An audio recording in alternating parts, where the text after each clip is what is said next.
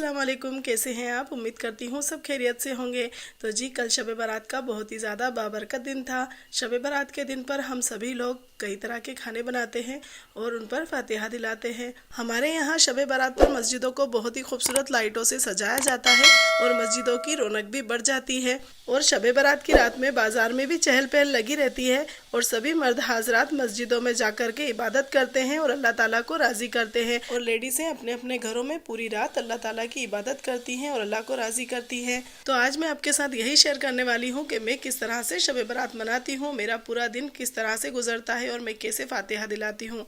तो जी शब बारात के दिन दोपहर से पहले ही हम किचन को अच्छे से साफ़ सुथरा कर लेते हैं और उसके बाद हम खाने में बनाते हैं बिना बगरे चावल, गुड़ का दलिया, सूजी का हलवा और साथ में 2 पुड़ की रोटी और बीफ कौरमा भी हमारे घर पे बनता है। तो इन सारी ही चीज़ों को मैं किस तरह से बनाती हूँ इसकी रेसिपी मैं आप लोगों को पहले ही दे चुकी हूँ, आप जाकर मेरे चैनल पर देख सकते हैं।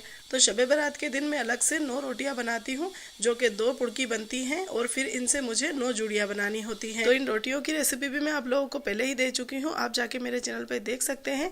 बस आज मैं आपको दिखाने वाली हूँ कि मैं किस तरह से जुड़ियाँ बनाती हूँ और किस तरह से फातिहा दिलाती हूँ। तो ये देखिए मैंने यहाँ पे एक 2 पुड़ की रोटी ले ली है। इसमें रखा है आधा चम्मच के करीब धुली, आधा चम्मच पके हुए चावल, आधा चम्मच ही मैंने इसमें सूजी का हलवा रख दिया है और साथ में रखा है थोड़ा सा दही। और यहाँ पर ये बीफ का कोरमा है, इसमें से हम एक पीस रोटी पर उठाकर रख देंगे। तो यहाँ पे मैं बिना हड्डी वाले पीस ही लेती हूँ और साथ में रखेंगे हम एक गुलाब की पत्ती। और ये देखिए हमारी जुड़ी बनकर के तैयार है। अब इसको हम साइड में रख देंगे। बस इसी तरह से हमें 7 जुड़ियाँ बना लेनी है। ये देखिए तो फटाफट से मैं यहाँ पे आपको 7 जुड़ियाँ बना करके दिखा देती हूँ कि मैं इस तरह से 7 जुड़ियाँ बनाती हूँ। अच्छा, ये जो 7 जुड़ियाँ बनती है ना, इन्हें हमें बहन बेटियों को देना होता है। जो हमारी नंदें और उनकी जो बेटियाँ होती है ना, उनको ये जुड़ियाँ दी जाती हैं। और अगर आपकी नंद वगैरह नहीं है तो आप इन्हें जेठ या फिर देवर की बेटियों को भी दे सकते हैं। तो हमारे यहाँ ये इस तरह से जुड़ियाँ बनाई जाती हैं और दी जाती हैं। तो 7 जुड़ियाँ तो हमारे यहाँ इन सारी चीज़ों को मिला करके बनाई जाती हैं और एक जुड़ी बनती है शक्कर की और एक बनती है गुड़ की। तो ये जो शक्कर वाली जुड़ी है ना, ये फातिहा के बाद हम किसी ऐसी लेडीज़ को दे देते हैं जो बेवा होती हैं, या फिर हम इस जुड़ी को नदी या फिर तालाब में ठंडा कर देते हैं। और फातिहा दिलाने के लिए इस शक्कर वाली जुड़ी को मैं एक अलग बर्तन में ढक करके रखती हूँ, सारी जुड़ियों के साथ में खुले में नहीं रखती हूँ। तो देखिए इस शक्कर वाली जुड़ी को बनाने के बाद हमारी 8 जुड़ियाँ तो बन करके तैयार हो गई हैं। अब हम आखिरी में एक जुड़ी और बनाएंगे जो कि गुड़ से बनाई जाती है। तो इसके लिए मैंने यहाँ पे 2 पुड़ की एक रोटी ले ली है और इस पर हम थोड़ा सा गुड़ डाल देंगे इस तरह से और इसको हम फोल्ड करके रख देंगे। तो ये जो गुड़ वाली जुड़ी होती है ना, ये बच्चों के लिए होती है। मतलब जो हमारे घर में मासूम बच्चे होते हैं ना, तो फातिहा के बाद हम उनको ये जुड़ी खिला देते हैं थोड़ी थोड़ी सभी को। तो देखिए जुड़ियाँ तो हमारी सारी ही बन करके तैयार हो गई हैं। अब यहाँ पे मैंने 4 गिलास भर के पानी लिया है और 1 गिलास लिया है मैंने दूध का शरबत। तो ये जो दूध का शरबत है ना, इसमें मैंने आधा दूध मिलाया है, आधा पानी और 2 चम्मच शक्कर डालकर इसका शरबत बना लिया है। तो ये जो दूध का शरबत है ना, इसे तो हम मासूम बच्चों को पिला देते हैं फातिहा के बाद। और ये जो 4 गिलास भर के पानी रखा है, इसको हम सभी लोग पी लेते हैं। अब यहाँ पे मैंने एक बोल में चावल लिए हैं, थोड़ा दलिया, थोड़ा हलवा रखा है और बीफ कौरमा भी मैंने रखा है एक बोल में और थोड़ा सा मैंने यहाँ पे दही रखा है। तो ये जितने भी छोटे बोल वाले खाने हैं ना, इसमें 2 रोटियों को मिलाकर हम फातिहा के बाद फ़कीर बाबा को दे देते हैं। तो ये देखिए फातिहा की प्रिपरेशन हमारी पूरी हो चुकी है। तो ये जितना भी खाना है ये सब किचन में ही रखा रहेगा और हम हॉल में जाकर के फातिहा पढ़ेंगे। शबे बारात, शबे बारात। तो जब हमारे घर में फातिहा पढ़ी जाती है तो बिल्कुल भी खाना जनामाज पर नहीं रखा जाता है, ये सारा खाना किचन में ही रखा रहता है। तो हर साल मैं खुद ही फातिहा पढ़ती हूँ, कभी भी बाहर से किसी को नहीं बुलाती हूँ। और इस साल मैंने अपनी बेटी को कहा कि इस साल की फातिहा तुम पढ़ोगी, तो मेरी बेटी ने यहाँ पर फातिहा पढ़ना स्टार्ट भी कर दी है। देखिए फातिहा पढ़ने के बाद मगरिब की नमाज का वक्त हो चुका था, तो हम सब ने नमाज अदा करी और सब ने साथ में मिल करके दुआएं मांगी। देखिए मगरिब की नमाज अदा करने के बाद हम सब फिर से किचन में आ गए। तो यहाँ पे मेरे हाथ में है बेर के पत्ते, इसे बेरी के पत्ते भी कहा जाता है, बोर के पत्ते भी कहा जाता है। तो हमारे घर में ना हर साल मगरिब के बाद इन पत्तों को पानी में उबाला जाता है और इसके पानी से हम सभी लोग मगरिब की नमाज के बाद गुस्ल उतारते हैं। तो ये देखिए मैंने इस तरह से 7 पत्ते तोड़ लिए हैं और 7 पत्ते तोड़ने के बाद इनको मैं अच्छे से 2-3 पानी से धो लूँगी और उसके बाद हम इसको उबलते हुए पानी में डाल देंगे और इनको डाल करके हम इसको 3 से 4 मिनट के लिए अच्छे से उबाल लेंगे। ये देखिए इस तरह से। तो पानी को मैंने पहले से ही गर्म होने के लिए रख दिया था। अब इसमें हम ये पत्ते ऐड कर देंगे। अब इन पत्तों को पानी में डालने के बाद हम इस पानी को फुल फ्लेम पे उबालेंगे 3 से 4 मिनट के लिए। तो अब हमें इसको ढक करके रख देना है और 3 से 4 मिनट के लिए फुल फ्लेम पे अच्छे से उबाल लेना है।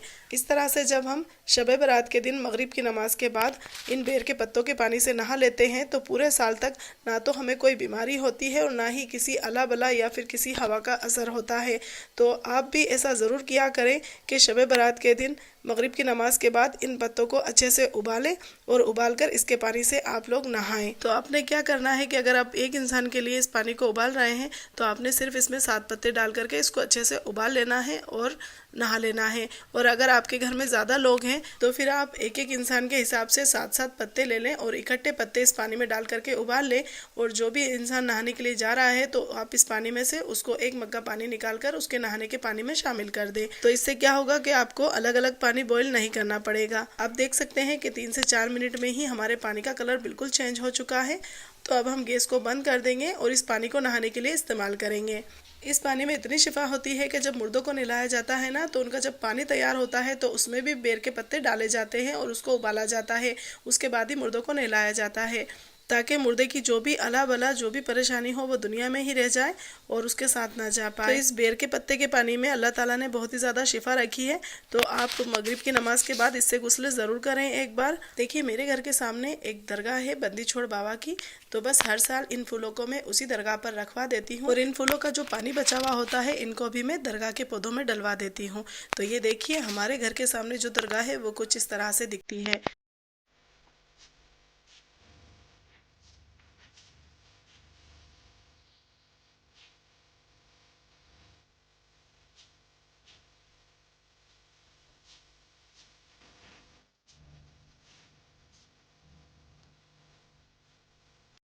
ये देखिए ये दरगाह बिल्कुल हमारे घर के सामने है। तो दिन में ये कुछ इस तरह से दिखती है और रात का नज़ारा यहाँ का कुछ ऐसा होता है। ये आप देख सकते हैं। इस दरगाह में एक बहुत ही बड़ा सा नीम है। आप देख सकते हैं कि इसकी टहनियाँ यहाँ से लेके वहाँ तक फैली हुई हैं। बहुत ही ज़्यादा फैला हुआ यह नीम है और बहुत ही ज़्यादा पुराना है। और हमारे यहाँ की जो मस्जिद है ना वो भी हमारे घर से ही दिखाई देती है और इसका नाम अक्सा मस्जिद है। तो शब बारात के दिन इस मस्जिद को बहुत ही खूबसूरत सी लाइटों से सजाया जाता है और यहाँ का माहौल देखने लायक होता है। तो हम सभी के लिए मेरी यही दुआ है कि अल्लाह ताला इस बाबरकत रात में हम सबकी जायज़ दुआओं को कबूल फरमाए। आमीन सुम्मा आमीन। तो मेरी ये वीडियो या फिर आप इसे ब्लॉग भी कह सकते हैं अगर आपको पसंद आई हो तो प्लीज़ इसे लाइक करिएगा और ज़्यादा से ज़्यादा शेयर करिएगा। और मेरी ये वीडियो आपको कैसी लगी मुझे अपना फीडबैक ज़रूर दीजिएगा। दुआओं में मुझे हमेशा याद रखिएगा। मिलते हैं अगली वीडियो में किसी नई रेसिपी के साथ। तब तक के लिए अल्लाह हाफिज़।